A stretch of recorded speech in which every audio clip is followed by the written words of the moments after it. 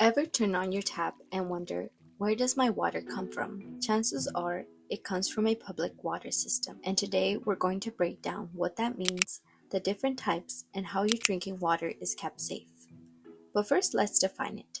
A public water system is any system that provides piped water for human consumption and serves at least 15 service connections or serves 25 people for at least 60 days of the year. There are three types of public water systems, which are classified by how often people consume their water. The first type of public water system is a community water system, which supplies water to the same population year-round. This type of water system can be found in apartment complexes, mobile home parks, cities, and towns. Most people in the US get their water from this type of system.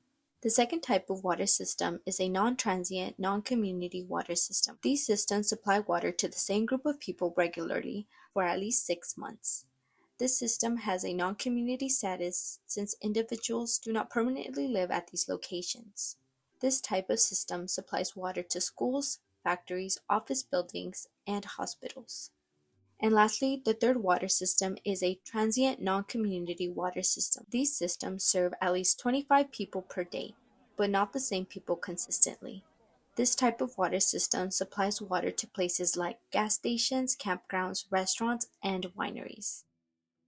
Public water systems use two main sources of water: surface water, which comes from lakes, rivers, and reservoirs, and groundwater, which comes from underground water sources like aquifers. The water from these sources must be treated to ensure it is potable and can be used for drinking, cooking, and personal hygiene. Water systems must also provide safe drinking water to their consumers, and this is all thanks to the Safe Drinking Water Act of 1974. This act requires the U.S. Environmental Protection Agency to set national drinking standards for water quality. These standards protect against natural occurring contaminants and human-made pollutants, such as improperly disposed chemicals and pesticides which can contaminate drinking water. Here's how it works. The EPA sets the standards, states help enforce them, and water systems must follow set standards. Water systems are required to regularly test and monitor their water to ensure it can meet drinking water standards. They do this by taking regular water samples of their supplies and sending it to state-certified laboratories to analyze them for regulated contaminants. They must report and record keep their data, which includes sending their data and compliance reports to the authorized state primacy agency. They must provide public notification when water samples exceed water standards and there's a potential health risk to consumers. For example, boil notice orders when bacteria counts are high. And lastly, they must actively protect their water supply by taking active steps to prevent and manage contamination. This can include finding source of contamination such as broken piping and providing treatment facilities for specific chemicals such as reverse osmosis for nitrates.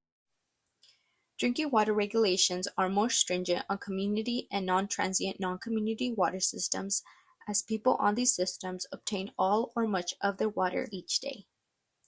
Now let's recap. A public water system serves at least 15 service connections or 25 people for at least 60 days a year. There are three types of water systems: community, non-transient non-community, and transient non-community water systems. The Safe Drinking Water Act regulates public water systems to ensure water is safe for consumer use. The Act allows the EPA to set national drinking water standards, which the states help enforce. Water systems under these Act must meet these set standards. In the next video, we'll go over the types of contaminants that can be found in drinking water in more depth. Thank you guys so much for watching. I hope this video helped you get a better understanding on what are water systems. If you have any questions, feel free to leave any comments below. Stay healthy, stay safe, and I'll see you guys in the next one. Bye.